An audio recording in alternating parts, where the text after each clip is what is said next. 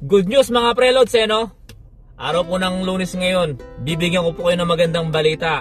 Sa papalapit po na May 13, may mga panibagong parating na naman po ng mga kababayan natin.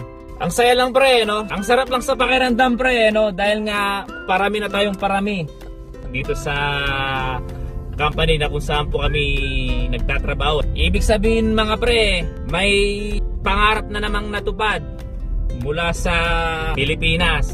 May mga pamilya na naman na mabibigyan ng magandang kinabukasan mga pre, no? At magandang pagkakataon. Sa mga naghihintay mga pre, no? Kapit lang tayo palagi mga pre, ha? Darating at darating yung oras mo mga pre. Darating at darating din yung panahon mo pre, no? Darating at darating din yung timing para sa'yo. Kakaiba man ang timeline natin mga pre, no? Panigurado, isang araw mga pre. Baka o next month o next year. Hindi mo na mamalayan pre, no? Baka flight mo na pala. Kaya patuloy lang tayong kumapit pre, no? At lagi magtiwala sa may kapal mga pre, lalong-lalo na sa sarili mo.